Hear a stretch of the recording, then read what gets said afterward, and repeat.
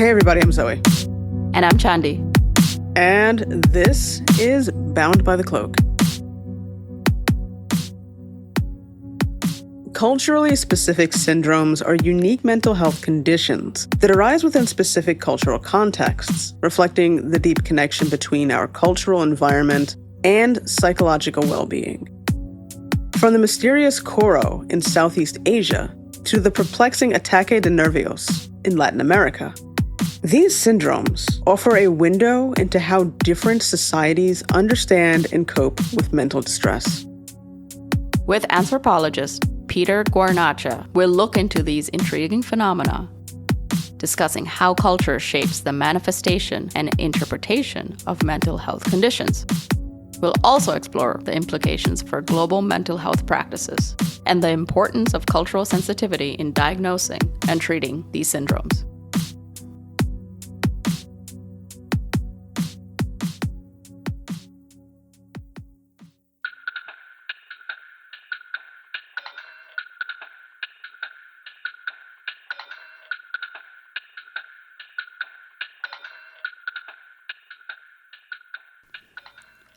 Hi, Peter. Thanks for being on the show today. Oh, you're welcome. I'm looking forward to it. So can you just tell us a little bit about yourself and your background? I was a professor for 37 years at Rutgers University. I just retired a year and a half ago. I taught courses in the social sciences of health in the Department of Human Ecology at what I still think of as Cook College, so it's now called the School of Environmental and Biological Sciences, but that doesn't quite roll off the tongue. And I was also a member of the Institute for Health, Healthcare Policy, and Aging Research. There I worked a lot on mental health research, cultural competence training. I also did a study from there and from human ecology of immigrant students at Rutgers and how they got to college. One interesting thing to know about me is neither of my parents were Latinos. My dad's last name, Guarnaccia, is from Sicily. My mom's maiden name was Sulzer, German Jewish, but they were both Spanish teachers. Hispanic culture was a big part of our life. In some way, it was a kind of third neutral culture that we all shared. So I speak Spanish very well, and that really influenced the work I've done throughout my career. So I've worked a lot of Latino communities in the U.S. and also extensively in Mexico and Puerto Rico over the years. And the other thing to know about me is I'm an amateur musician. I play alto sax, and I'm also a penny whistle and recorder player, and I play in a faculty staff folk band, the music of my youth.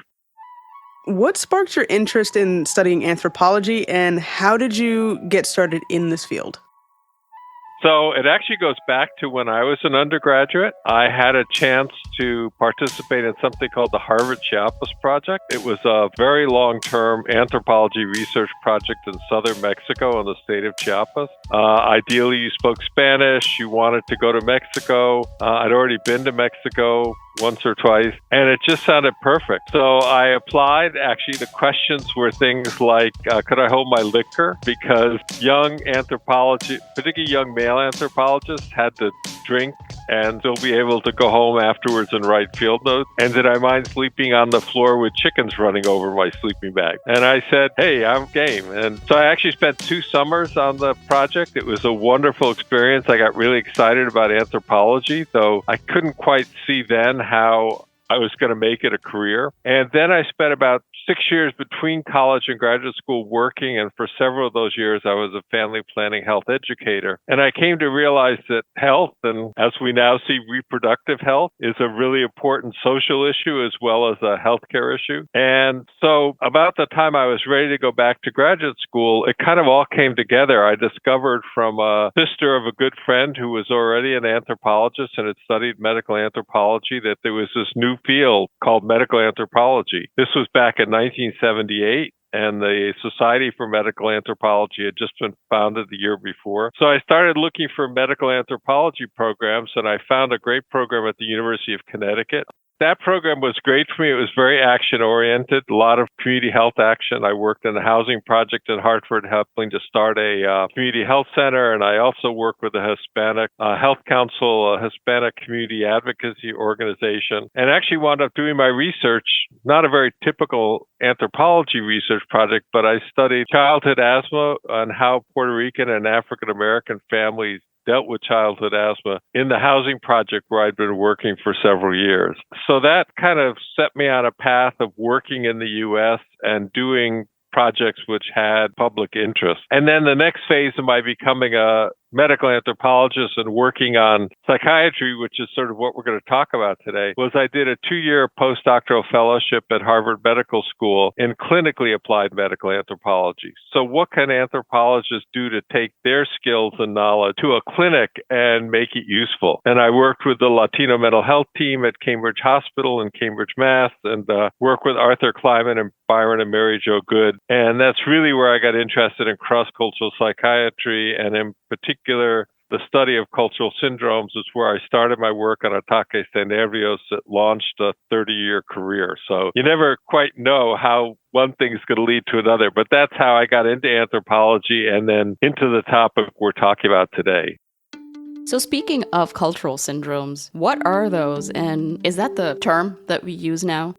There isn't really an agreed upon term. The terms that came out in the DSM-5 that we'll talk about later were culturally specific syndromes, which is what you asked about. You know, there's many, many terms for this. The term that got embedded in the DSM-4, and again, I'll say more about that, was culture-bound syndromes. I don't like that term. We didn't like that term in 1994 when we were working on it. I think the problems with that term are that it sort of goes back to the idea that the communities anthropologists studied are these bounded communities that are isolated from the rest of the world. And to be honest, even in 1980, there were very few communities like that. I mean, there were a few in the Amazon jungle, but most communities were connected to the world some way or other. And also a lot of the syndromes, particularly the Latino syndromes I was studying, were known widely throughout Latin America and the Americas. So they weren't bounded in any sense. They were culturally different. Idioms of distress was a term that we proposed actually at one point,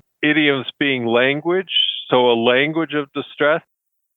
The reality is that you can't legislate terms. They kind of are contested and out there in different fields, and particularly because this area cuts across psychiatry, psychology, anthropology, other kinds of mental health. You can't tell a field what to think about it. But I think the idea that these are culturally specific ways of expressing strong emotions, having emotional distress, having mental illness, so culturally specific syndrome, and they're actually not all syndromes. So that was the interesting thing about DSM-5. So by a syndrome, we kind of mean an experience that has a coherent shape where you can describe it fairly consistently. I mean, still has variation, but idioms of distress is a much broader explanation. So I think what is clear is that all societies have particular ways of expressing distress, particular ways of, in a sense, losing their mind. Although we all have the same brain biology, I mean, so that constrains how we can get mentally ill. It's remarkable how many varieties of illnesses there are. Part of that is that every culture has certain emotions which are okay to express and other emotions which aren't. So interestingly, anger is one very strong emotion that's pretty much taboo across many cultures. In fact, it's so taboo that if you look in the DSM-4, there's, I think, one anger disorder out of hundreds of disorders. So anger is a very problematic emotion, but also cultures are different just in how expressive they are of emotion. I mean, if people could see me, I'm Italian, I'm using my hands. But, you know, if we think about the tragic situation that's going on in Gaza right now, and just watching how people mourn and the kind of wailing and crying, that's not typical in every culture. In some cultures, people try to stay very calm. They may cry, but not as dramatic as that.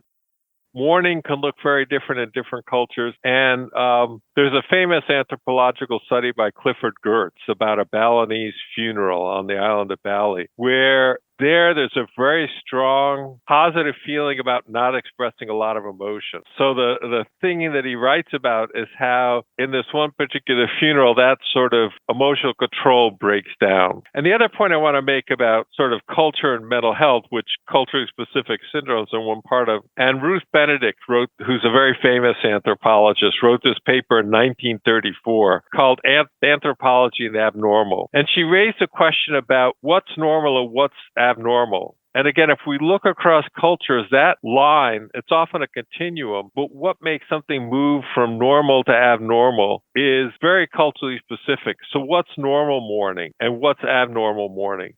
One of my colleagues who wrote a book on depression was stunned that the DSM-4 said if you were depressed for more than 2 months after someone close to you died, then you should be treated for clinical depression. And it's like there are cultures where people mourn for at least a year. And in some Mediterranean cultures, I think Greece is particularly known for this, women dress in black for the rest of their lives. I mean, they're not deeply mourning, but they are indicating that they have lost something. I think this idea about what's normal and abnormal and what situation things are normal and abnormal. I always like to use Mardi Gras, for example. People behave pretty crazy in Mardi Gras. They get really drunk. They take their clothes off. That is not normal everyday behavior. But within that context of Mardi Gras, that's okay. And nobody would think those people were mentally ill because they did that at Mardi Gras. Whereas if they just happened to be out on the street doing it, people would be concerned about them. And I love this quote from Ruth Benedict. She says, the purpose of anthropology is to make the world safe for human differences. That's a really powerful point, that the world should be a safe place for human differences. Cultural syndromes are one of many ways to get into a culture and the way it thinks about what's normal and what's abnormal. How did you become interested in culture-specific syndromes?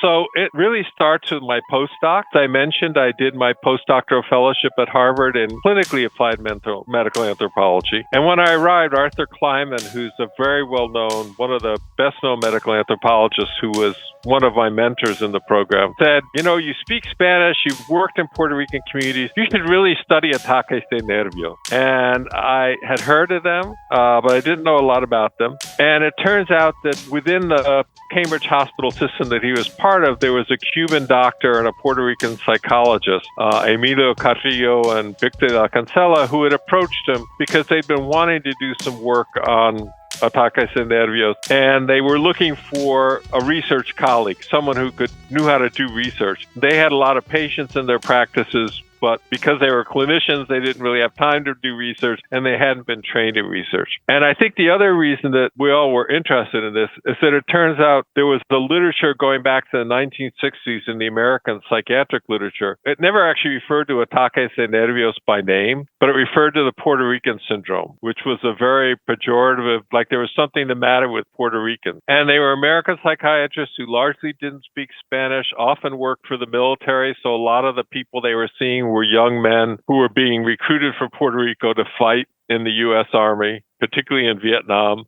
And they saw these strange behaviors. People would have seizures, they'd scream and yell. Of course, they only passed over that this happened when they were told that they were going to be sent overseas or when they were first introduced to weapons training. The psychiatrists, who at that time were very much steeped in Freudian literature, tended to write more about the problems Puerto Rican moms had weaning their children and the anger that the Puerto Rican kids didn't learn how to express, that came out later in adulthood as ataques de nervios. So I was aware of this bigger political context around it, and also aware that there really wasn't good systematic research about ataques.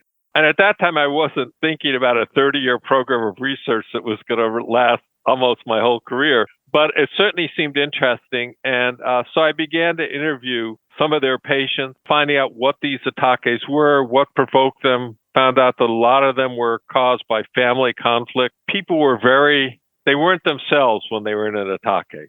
They transformed. I'll never forget a very diminutive grandmother who had come into the emergency room for ataque, and she came back to let me interview her. And she said very proudly, it took 4 big policemen to get me under control. So she was this other person during her ataque. So it was pretty striking stuff, and I was really interested to learn more about this, so I started doing these interviews. And at the same time, I took a course at the public health school at Harvard in psychiatric epidemiology, and learned about a well-known psychiatric epidemiologist, Dr. Guarnaccia Canino in Puerto Rico. And the professor in the course knew her well and eventually made an introduction for me to meet her. And so this whole experience during my postdoc really launched my interest in this area.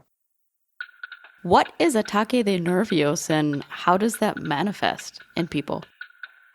Ataques are very strong expressions of emotional distress. You see them most commonly among Latinos in the Caribbean, though they are known throughout Latin America. They're usually triggered by a family crisis, could be a pending divorce, could be fights between parents and adult children, could be death of a loved one. And so coming back to this normality, abnormality, having an ataque at a funeral for a Puerto Rican or other would be very normal, and you wouldn't think of that as mental distress. On the other hand, having ataques as a result of family crises, physical, spousal abuse, might lead you to then explore more for mental disorder. Typically, it starts by people screaming, shouting. They feel a heat in their body rising into their head. In some cases, in the early literature, they categorize them all as seizures. And in some cases, but about 30% from the extensive research I did afterwards, people fall to the floor in a seizure. Then afterwards, people say they have no memory of what happened. So they kind of have a dissociative amnesia of what happened. Again, depending on what the context is, who's around them, if family are around them, people will open their collar, they'll pray over them, they'll rub their face with something called alcoholado, which you get at a Puerto Rican botanica pharmacy, which is alcohol with usually floral or some kind of herbal infusion in it. And then the person usually pretty rapidly comes to, and there aren't usually long-term consequences from it. So it's usually a very acute, short-lived. But the other consequences, it often reorders the social events that are causing the ataque in the first place by people gathering around the person and supporting them. The initial reason why they're there changes because of this sudden mental distress. So the attention shifts from one to another. Right. And again, it's variable, and we found that was partly how you could distinguish between ataques that were, quote, normal and ataques that were abnormal, were if they happened in culturally meaningful contexts, as I said before, like at a funeral, people expected it to happen. They usually either caught the person or lowered them to the floor, and they prayed over them, and they got better quickly and typically didn't have another one. Whereas people were having ataques frequently, sometimes out of the blue, who were experiencing a lot of distress in their family, maybe emotional or physical abuse or dissolution of the family, then that tended to be associated with more psychiatric problems. And people like that tended to have multiple ataques. So people don't have these frequently. They're pretty much like most people just have it like once. We asked about this when about 100 people who I interviewed about their ataques. There's a group who's only ever had one in their life, and those are probably not associated with disorder. There are people who've described having 5 to 10, which is potentially indicative of problems. And there are people who said, I had too many to count. I couldn't tell you how many I've had. And those people, their ataques were associated with more important psychiatric problems. The broader issue about cultural syndrome, you need to understand the context, both what you see as the context, but also what people explain as the context. You need to understand why they're happening, how people in the community or in the family are responding to them, and all that tells you what it is. What some people call, in a kind of narrow way, the phenomenology, that is the symptoms people have, don't necessarily indicate a lot of that. And in fact, a lot of the symptoms of ataque are similar to a panic attack. People describe tightness in their chest, trouble breathing, screaming, feeling frightened, but they're different. And my colleague, Roberto Luis Fernandez, he and I did a bunch of research to sort out what's similar and what's different between panic disorder and panic attack. And another thing I'll say is that there's rarely a one-to-one correspondence between a cultural syndrome and a psychiatric disorder. So the attempts to sort of say, well, this cultural syndrome is just this psychiatric disorder rarely work. At the same time, I've done numbers of grand rounds in psychiatric departments, mostly around the Northeast, about ataques. And invariably, somebody in the back of the room stands up and raises their hand and says, isn't that just a Puerto Rican panic attack? And they always emphasize just, as if they've sort of solved what ataques nervios are. That's why I want to talk about the whole context, because if you just describe the symptoms and try and then link the symptoms to disorder, you've lost a large part of what makes the cultural syndrome what it is. Speaking of the context, so why is it important to understand culture-specific syndromes in the context of mental health and medical anthropology?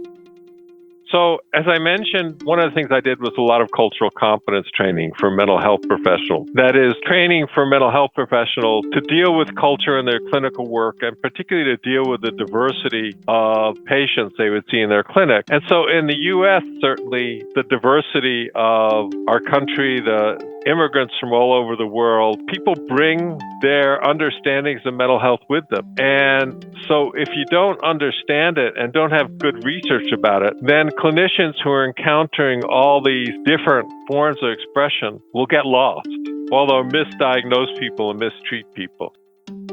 A number of times, particularly if people go to the emergency room with a ataque nervios, some people, because they've had a seizure-like episode, and I was struck when I started talking about this, that not all medical people are aware that there are organic seizures like epilepsy, but then there are psychogenic seizures triggered by emotional issues like ataque. And so people would be treated for epilepsy when they didn't have epilepsy. If someone has epilepsy, they should be treated for it, but people are often misdiagnosed. So one of the key issues is to really improve diagnosis and improve the care for our multicultural population. And of course, this isn't just a U.S. issue. Globally, migration is a 21st century phenomena. Millions and millions of people are on the move all the time. And so in most countries in the world, they're seeing people from cultures that aren't their own, and they need to understand the differences. Of course, the providers in many countries are also from a wide range of cultures. And so if you don't really work on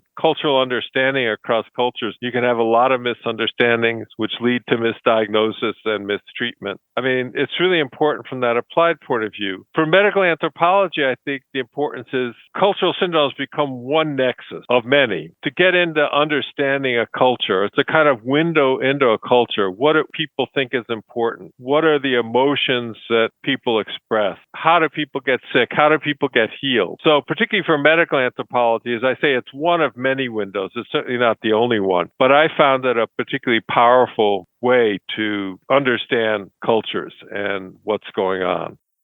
How are these syndromes studied in anthropology? So there are a lot of ways to study them. I should say that ways not to study them. So some of the early reports of cultural syndromes particularly came from psychiatrists who traveled abroad, and somebody said, "Oh, you should see this unusual case that we have." And so they'd write up an individual case and give it a name as if that represented the whole spectrum of that syndrome. But there are a number of ways to do it. Case studies of illness, collecting a large number of case studies, finding out what people call the episodes, what makes them one thing and not another, what happens, how do people get healed. Also interviewing local healers, which can include both folk healers or curers or midwives, and also biomedical practitioners. A lot of medical anthropologists do community surveys. So they'll go into a community and they'll survey, depending on the size of the community, either the whole community or sampling, and ask people, what illnesses have you had? What have you done about it? What causes those illnesses? So you can study cultural syndromes, among other things. So often when you're doing a survey, you're asking about biomedical illnesses like diabetes or HIV or now COVID, but you can also find out about cultural syndromes as well. And finally, epidemiological studies. And I was very inspired by an anthropologist named Arthur Rubel, one of the early medical anthropologists, who wrote a paper in 1964 called The Epidemiology of a Folk Illness, Susto in Hispanic America. But he said, we've now learned enough about folk illnesses that we ought to be able to use the same tools of epidemiology that are used for studying biomedical illnesses for studying folk illnesses. I took him seriously. Right after my postdoc, I went to Puerto Rico. I met Dr. Canino, and we actually put a question. She was just getting ready to do a study of the mental health consequences of a natural disaster, a major rainstorm that caused a lot of flooding, destruction. I told her about ataque nervios. She'd heard about them, but I kind of gave her more detail and took it more seriously. And we added just one question: have you ever had an ataque nervios? And that opened up a whole world of possibility. It turned out in that study of almost 1,000 people, 16% that they'd had one of these. Well, they'd had what they thought was an ataque de nervios. We weren't quite sure yet what they meant, but it indicated that at least in Puerto Rico, this was a prominent form of distress. Do you think culture-specific syndromes can be compared to psychiatric disorders, or that they should even be compared to Western psychiatric disorders?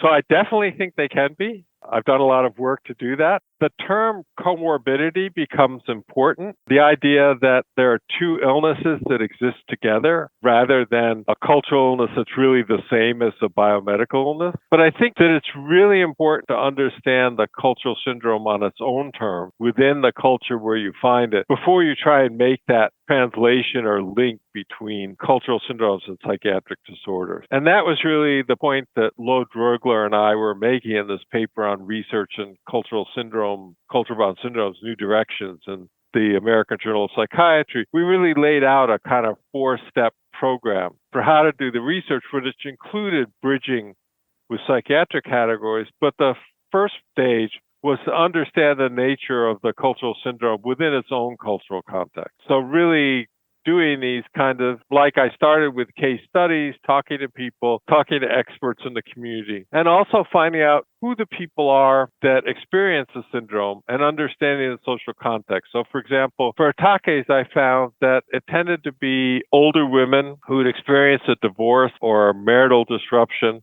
who were most likely to have ataques. In fact, it was really interesting because when I was doing the initial research in Cambridge, I would do lectures at some of the different clinics in Boston. And there were a number of Puerto Rican psychologists, social workers who would say, I've had grandmothers who have ataques, but I've never had an ataque myself. And I think there's something about getting trained as a professional that makes it hard to have an ataque. And I think there's something to that it changes your sense of self, your way you learn to express emotion. So who are the people that are experiencing them? And then you could start looking at what the relationship is between ataques, for example, and psychiatric disorders. So my clinical colleague, Roberto Luis Fernandez, did a series of studies. They found that ataques de nervios were characterized more by the emotion of anger, where people got really angry during their ataques. Those seem to be more associated with depression. And also ataques that were related to loss, like death of a loved one or loss of a spouse. Ataques that had more to do with threatening events, where the symptoms were more anxiety symptoms, were more associated with panic disorder. Now, that doesn't mean that they're just a cultural form of panic disorder. In fact, interestingly, in that very first study we did in Puerto Rico, while in some ways the strongest association among people who said they had an ataque was with panic disorder, but that was also very low prevalence. So there were something like 145 people who said they had an ataque. Only 13 met criteria for panic disorder. On the other hand, if you said you'd had an ataque, you were like almost sure to have panic disorder. So making the connection is challenging. And then interestingly, another one of my colleagues, Michael Leibowitz, did a very interesting study, Puerto Rican and particularly Dominican patients, because the Psychiatric Institute is up in Washington Heights in New York. They'd been assessed with a cultural interview that Roberto and I had developed to assess in detail their ataques. And then independently by a clinician, they've been assessed with SCID, which is a clinical diagnostic interview, which gives you things like major depressive disorder or panic disorder. And then he interviewed the person knowing the results of those and kind of developed life histories. And it was really interesting. So we found out that a lot of the people who had ataques had had a history of social anxiety in high school. So they were afraid to get up in front of their classmates and speak. They were very shy. And then often they had some traumatic experience, often in a relationship or even a violent experience. Then they might meet criteria for PTSD. Then later in life, they began to develop ataques and had frequent ataques. And in many cases, those were punctuated by, say, a son who was involved with drugs demanding money from his mom. So we were able to look at the interplay of cultural syndrome and psychiatric disorders in the life course of a person. And what was really interesting is that the people themselves could narrate this story. They were very aware of when their experience was more like an ataque, when it was more like a panic attack. So yes, you could study the relationship, but it takes some very careful research and parsing out. And as I say, I'll just reemphasize, starting with really understanding the cultural syndrome first on its own terms. How do you ensure cultural sensitivity in your research on culture-specific syndromes? Yeah, so cultural sensitivity or cultural competence is something that's been very important in my career. As I said, I've done a lot of cultural competence training, and I think there are real skills people can learn. I mean, cultural sensitivity sort of implies being open and aware of and receptive to different cultures. But what I like about the term competence is that it means skills, and there are skills that you can develop in your research. I've talked about some of those, but I think as any anthropologist would, you start by talking to the people in the community, the people who you're interested in learning from about what these cultural syndromes are. And I think you take I found it's very powerful, particularly because I don't hide the fact that I'm a professor, that I have a doctorate. They often call me doctor, although then I try to explain I'm, the PhD kind of doctor, not the MD kind of doctor. But that I convince them that I'm there as their student and I want to learn from them. They're the expert and I'm the student. So that's the first thing. The second is to talk to local healers and include them because they have a lot of knowledge and they often feel left out. I think we've talked about this already, but ensuring cultural sensitivity, not jumping to conclusions like sort of saying, oh yeah, this looks a lot like depression. It must be a cultural form of depression, but rather really learning the whole story. Yeah, you seem to be the kind of person who's pretty approachable. Thank you. I am, but it's also part of my training. And I think that's really important to understand, is that anthropologists are trained to you're not going to be very effective or successful as an anthropologist if you're not willing to listen and you're not willing to take people seriously from where they're coming from and not impose yourself on them. This is sometimes referred to as cultural relativism. It's also gotten a bad name, but basically the idea that cultures are different, they have different values, and you need to start by at least taking cultures on their own terms before you go any further. What are some unique or interesting case studies of culture-specific syndromes? There are many, many. So I'm gonna talk about the one I know best, which is ataque nervios. So as I said, the case study started by these interviews in Cambridge Hospital that I talked about. And I'd tape record them because it was really important for me not just to have the description, but to have the language, the words. Again, coming back to this notion of idioms of distress, the idioms that people use to talk about these. And then I would write up several of these case studies, and really important not to do one, but to do several, to get a sense of the different types of experiences and what's similar and what's different. Another thing that was striking to me that I still remember from those very early interviews was I was interviewing a Cuban man who had ataque. And first of all, it was striking because he was Cuban, not Puerto Rican, and also that he was a man because we were seeing most ataques in women. And he said, I have these experiences because I don't have any family in the United States. And I kind of went back through my notes because I usually started the interview by just asking them some basic background information. And I said, you told me you were married and you had kids. What do you mean? He said, yeah, but my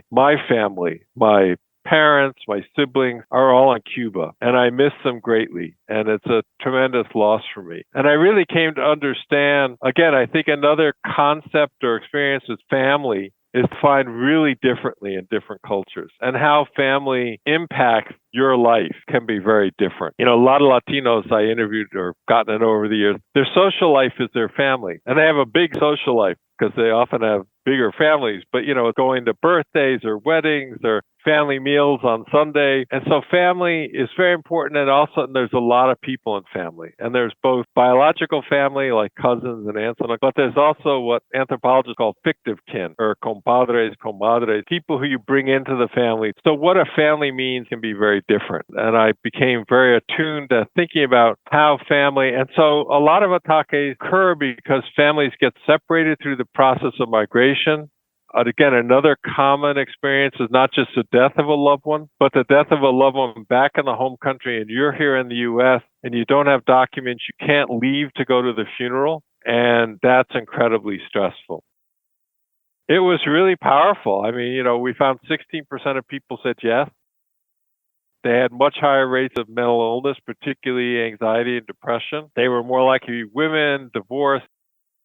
And so I was able to convince the National Institutes of Mental Health to give me 5 years of funding to go back to Puerto Rico and follow up all those people who said yes. I mean, this was one of the wonderful things about having great colleagues in Puerto Rico is they had all the information on who people were and how to find them, and they'd given consent to be followed up on specific questions. And I was able to become a official member of the team, so I had a badge from the medical school. And I went back and I followed up about 97 of those people and talked to them in much more detail about their ataque de nervios and got a lot of detail about what these experiences were like. So the epidemiology then opened up the possibility for these much more detailed studies of a systematic sample across the whole island of Puerto Rico.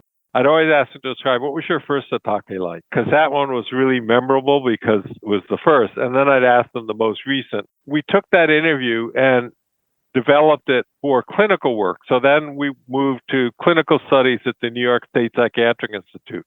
We also looked at, Dr. Canino had another large-scale island-wide studies of the mental health of Puerto Rican children and find out that, in fact, ataques were pretty prominent among children, which is really interesting to me because one of the questions was, as people became more Americanized, but we weren't sure that children would still be having ataques, whether they would have changed their idea about who they were, their sense of self, what's the appropriate way to express emotion. But we found out, in fact, they did have ataques in fairly large numbers, about 15% of the kids in the community. And one of the strong factors in children was that a parent had had ataque, particularly their mother. And that's interesting because when you do child mental health studies, typically a big predictor of mental health problems in a child, mental disorder, are mental health problems in the mother or the significant caretaker. There's a lot of learned behavior going on with ataques, which is generally true of culture. You learn, within a culture, you learn what's okay to express and what's not okay to express. I mean, your parents often say to you very explicitly, you can't throw temper tantrums like that just to get your way or something like that. So they teach you how to behave and how to express emotion. So one of the ones that Chandi and I had discussed was something called amok, running amok. That was particularly found in Malaysia, and particularly men who had a very upsetting experience would grab a machete and they'd run into the village and they'd try to and sometimes successfully attack people until they were kind of controlled by the community. So that was the original running amok. And that was recognized within the community, and people had a social response to it, and they would typically sort of lock the person up in a house or somewhere until they kind of regained control, assuming they did. And I was thinking about how that syndrome where people only had machetes available to them. And again, so this is, you see the same behavior, but it's in a very different context. Can you call it the same thing? So I think about mass shooters in the United States, someone who goes to a school with an automatic rifle and kills 20 people. Are they running amok? Nobody uses that term. And certainly they wouldn't diagnose that person with a cultural syndrome. And the lethality of that attack is obviously very different. So culture not only shaped the behavioral experience, but what's available to people in the broader society makes those experiences more or less dangerous. I mean, running amok was dangerous, but I don't think a whole lot of people were ever killed by running amok. People were injured, but they usually are able to get the person under control pretty quickly. And it's interesting, when you go in the other direction, and you try and take cultural syndromes out of their cultural context and apply them in a different context. So I read a paper and met the author who had written about anger attacks in the U.S. among men. And when I read the paper, I said, boy, these sound like ataques de nervios.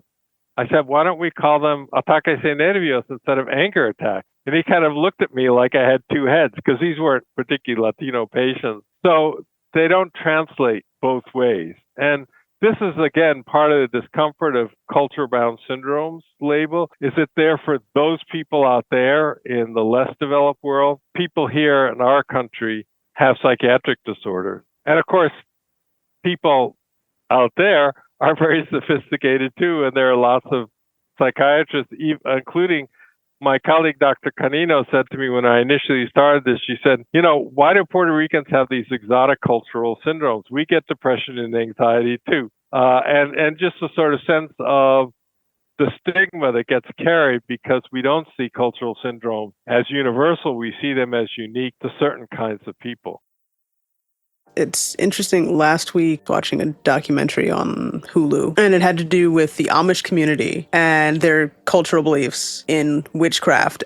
Because of their cultural beliefs in witchcraft, there's certain things that happen within the community, and healers in the community or the witches deal with those particular issues that somebody in the community has. And, we tend to not think of these things as being part of like these syndromes as being like part of like our Western culture. They're sort of, it's somebody else's culture has those kind of issues. But there was a psychologist that had been commenting on, I guess, the cultural witchcraft and things that go along with it in terms of the Amish community. And I was kind of annoyed and taken aback by the comments made because they were along the lines of, well, that translates into this psychiatric disorder and this, but it's their community and you can't compare the two that easily. You can't take one label from, mainstream America and place it onto like an Amish community or any other community.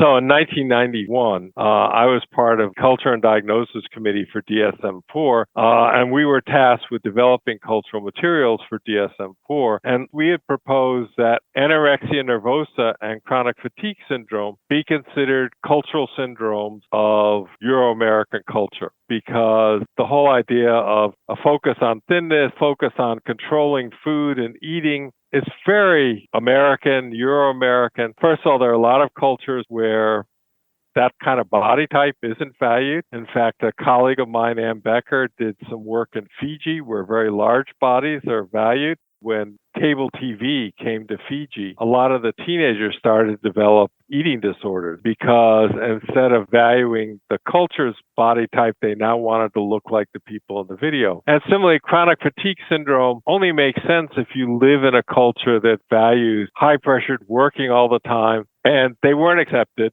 as cultural syndromes. In fact, there was a very interesting and telling comment. We had a meeting during the conference that was our cultural committee and the DSM-4 task forces. And at the end, when we met to sort of share ideas and recommendations, and we talked about making anorexia nervosa a culture-bound syndrome, one of the researchers shot up and said, "I'm from Iowa." Said, "We have real people in Iowa who have these syndromes." And I'll never forget that comment because implicit in that was somehow the people we were talking about were less real than the people he was talking about in Iowa. There was a tremendous resistance, and in fact, as far as I know, even in DSM-5, none of those categories made it. In Japan, Taijin Kyofusho is a syndrome where the person who's, say, getting up in front of a group is afraid that he's somehow going to offend people in the audience by the way he speaks or his body odor or something about him. Glosses sociocentric and egocentric cultures, where Japan being more sociocentric, where the social group is important, as opposed to in the U.S. where the individual, in the U.S. the social phobia is as an individual, the group out there is making fun of me, whereas in Japan I'm making fun of the group. Under obsessive compulsive disorder, those disorders that are characterized by repetitive behaviors and hand washing, I put in a point about really understanding that in certain religious groups, there are strong prescriptions against, say, men touching women, or among Brahmins in Hinduism, purity and washing. And those to an untrained eye can look very obsessive or compulsive. But in fact, because they're not debilitating and they're part of the culture of the social group or the religious group, they make a lot of sense and they shouldn't be considered disorder. And interestingly, so Michael Leibowitz was the head of the anxiety disorder, and he had never heard of ataque de nervios, although he had this big Hispanic clinic. And he went back after the meeting, and he had the clinicians systematically ask people, had they ever had an ataque de nervios? 75% of his Latino patients said they had. And he was stunned. So it's not like you necessarily know if you don't ask. And similarly, but the head of the dissociative disorders clinic, there aren't too many dissociative disorders in the DSM. So he was interested in including a trance and possession disorder in the DSM. And again, trance and possession are not usually big concerns in the United States, but in other cultures, they're quite prominent. And in some cultures, being able to go into trance is highly valued. You're a priest or you're a healer if you can do that. But in other cases, people go into trance outside of their control, or they become possessed by a spirit or by a person who's not alive anymore, and that can be very debilitating. But sort of what's the line between normal or even positively valued trance and abnormal or debilitating trance? But interesting, again, where that's a large category, and that cuts across, certainly India is very prominent, but a lot of Asia, and also among American Indian peoples, trance is a very important part of religious ceremonies. And in Latin America, a lot of healers use hallucinogenic plants to go into trance. So again, a lot of these conditions or experiences cut across a lot of cultures. It's funny because we were actually going to mention anorexia, and you've discussed that one. I think he also kind of described what like ghost sickness is. Ghost sickness is another one, yeah. People will come back when we said anorexia is most common in Euro-American societies, and they'd say, well, if you look at epidemiological studies in Japan, say, anorexia is there. And then you look closer to details, and it's almost all among women who live in the biggest cities and the most westernized parts of those cities who are getting influenced to have similar body types to what we think of as anorexia nervosa here. That's interesting because I never would have thought of anorexia that way. Chandia and I have also discussed it, where it does seem like certain groups of people probably would be more prone to anorexia, or you would just hear about, certain people like a more European. It's like a standard, right? Yeah, it's also like, that goes along with the standards of beauty, right? And what's acceptable in terms of like your size and your weight. And like you said, other cultures are very different, being, I guess, what we call thick. Cultures where food is an important commodity, being able to command food and therefore have a large body is a sign of prominence, a sign of status. People have argued that you wouldn't have anorexia in a lot of parts of the world because people aren't trying to limit their food. Food scarcity is a bigger issue than overabundance of food. So anorexia only makes sense in a context where there's too much food and therefore you're trying to restrict the amount of food you're getting. So the DSM-4, we actually had, nobody was happy with what we got. We felt limited in what we got in, although it was very interesting. After it came out and I would do talks at community clinics, people were so excited about the cultural material because it was the first time that there was really any cultural material. But again, I was surprised when I started talking to people out in the field, some legitimacy if I say to my program director or supervisor, non-Latino, I think this person has ataques and nervios, and I think that's different than what other things they have. It gave it some legitimacy. And DSM-5 made some headway. This was almost 20 years later, from 1994 to 2013, when DSM-5 came out. The glossary is a glossary of cultural concepts of distress. And then it's divided into three categories. There are cultural syndromes like ataques and nervios that I've talked a lot about. Idioms of distress like nervios that I've mentioned a couple of times, which are more diffuse ways of talking about distress. They don't have a standard symptom package, but they're very commonly talked about. What was interesting is when we were working on DSM-4 and we were the cultural committee, Norman Sartorius, who at that time was head of mental health for the ICD, for WHO, said, you guys really should be putting your effort into the ICD because we're very different. And it's true, the ICD is built very differently, whereas the DSM is a committees of the American Psychiatric Association, so U.S.-based psychiatrists. The ICD, the WHO depends on, as I mentioned earlier with the schizophrenia research, they have research centers around the world. And so when they propose a diagnosis, it goes to all those centers and they get, very sophisticated feedback. Is this going to fly in Nigeria? Is it going to fly in India? Is this going to fly in Colombia? Is it going to fly in Washington or in London? And so, in a sense, the manual doesn't have many explicit cultural sections, but in a way, it's built in a more culturally sensitive way, I guess is the way to say it.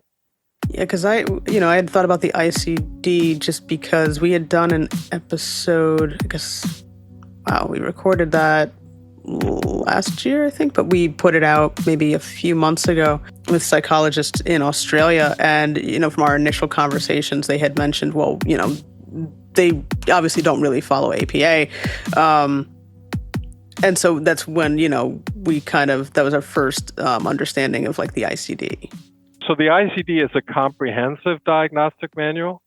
So it has a section on psychiatric disorders, but it also has all the other heart, lungs, musculoskeletal. Because it's just medical. Yeah. Whereas the DSM focuses on just psychiatric disorders. I mean, interestingly, there's a competition between the DSM and the ICD because the American Psychiatric Association sells, and the DSM has become, in many ways, the more prominent approach to psychiatric diagnosis. Although, I mean, people also use the ICD, that section of the ICD for psychiatric diagnosis. But they're significantly different manuals, and as I said, they're developed very differently.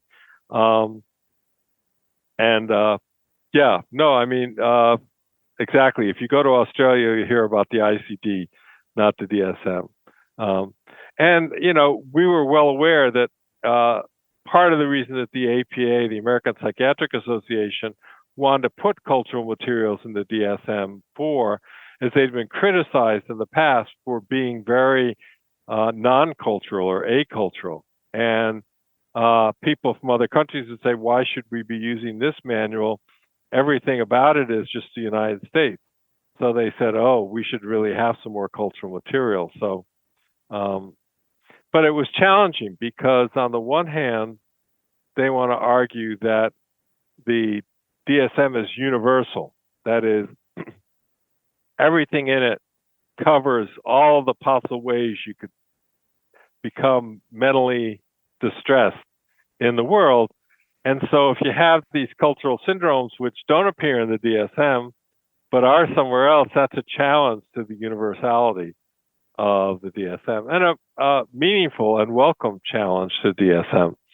And of course, the DSM has changed from 1 to 2 to 3 to 4 to 5. So that in itself says, 3 and 4 weren't quite as universal as they said it was because they had to revise a bunch of stuff for 5.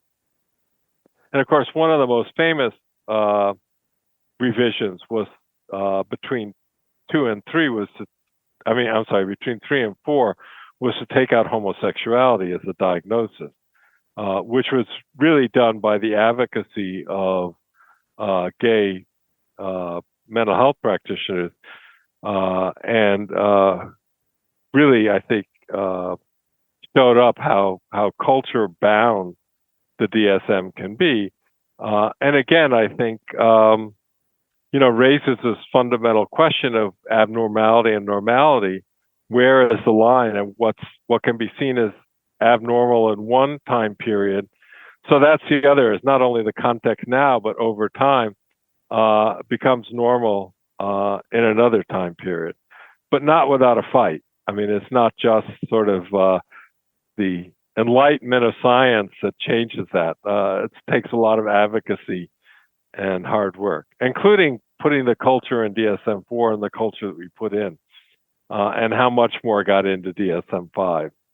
But, for example, I think anthropology is much more focused on colonialism now, and the role of colonialism. I mean, a lot of the early studies of culture-bound syndrome were done by colonial medical people who came to these colonies and saw people behaving in ways that they'd never seen in London or Paris or wherever they were from, and said, these must be culture-bound syndromes because these people are different than us. And I think that, that colonial legacy carries over into some of the cultural syndrome. I mentioned the use of the term Puerto Rican syndrome. And interestingly, one of my students, this was not in a class about mental health particularly, but I did talk about my work on ataques, and he came up to me afterwards. He said, I'm an EMT, and I think at that time it was St. Vincent Hospital in New York that's no longer open. And he said, the EMTs have a sort of code words and a little bit of dark humor. And he said, we refer to women with ataque nervios is number 6. And I said, that's interesting. How'd they get to be number 6? And he said, look at a picture. Of course, you guys had never seen a dial phone. I've seen a dial phone. We've had one since even up until 15 years we're ago. Not that young. Yeah, we're not. So look at number 6 on your dial phone. Oh, okay. But look at a picture of a dial phone, and the 3 letters over the number 6 are PRS, that stand for Puerto Rican syndrome. So, I mean, as much as my goal in writing about this was to expunge that kind of language, it has a way of persisting. And I think a lot of where some of this work is being done is, I don't know if you're familiar with the syndemic approach in medical anthropology, associated with people like Meryl Singer and Emily Mendenhall, but where they're looking at not individual disorders, but clusters of social factors and disorders. So how, say, drug use and stigma and HIV go together with poverty and lack of treatment. Or Emily Mendenhall coined this term VIDA, violence, depression, diabetes, and she found that they went together in the Mexican-American population they looked at. So rather than identifying a cultural syndrome as a category, they're identifying clusters of experiences and then naming a syndemic for that cluster. And so it's really, how do you bring together, which I think has been part of the goal of my work, though I hadn't used a syndemic, of bringing together not just the clinical and biomedical, but the social and cultural and socioeconomic and broader political factors. And it's quite complicated and obviously hard to apply if you're a clinician with a patient who's in distress and you have 10 minutes to figure out what's going on. But I think for those of us who do research and are trying to understand these experiences, really bring in those bigger frameworks. And, as medical anthropologists, we hope that this broader perspective improves patient care, not in the immediate, say, press of seeing a patient who's coming to you in crisis and you have 10 or 15 or 20 minutes to see them, but in the broader, how do we think about healthcare and what is healthcare and what should be included in healthcare? So I think now, there's a lot of attention on homelessness, and people are realizing, at least some people are realizing, if you're not criminalizing homelessness, that being homeless is not just a social status, but it has a whole bunch of mental health and social ideas and diet and nutrition and the ability to access healthcare all get rolled up into this condition. So really thinking more broadly. And that's really what got me interested in medical anthropology in the first place. Was I was trying to understand, I had been very political. I went to college in the 70s, and I was trying to understand how to integrate my interest in anthropology and my interest in social justice. And I realized that health is something that all of us care about. And it's obviously not just determined by the medical system, it's very socially determined. And here was a place where I could use my research skills and my interest in people and my interest in culture to kind of better understand what's going on. So that's kind of how I got to be a medical anthropologist and why I stayed being one all these years. Good. Well, I've enjoyed this. Yeah. Well, great to talk to you both. Take care. Bye. Bye-bye. We'd like to thank Peter for joining us on today's show. To learn more about culturally specific disorders and illnesses, visit our website and take a look at the links and articles in the episode's show notes. Well, that's going to do it for this episode of Bound by the Cloak. Follow us on social media, X, Instagram, Threads, TikTok, and you can find us wherever you get your podcasts, whether that's Apple Podcasts, Spotify, Good Pods, CastBox. We are everywhere. We'll be back again in 2 weeks with a brand new episode. So stay tuned. Thanks for listening. Until next time.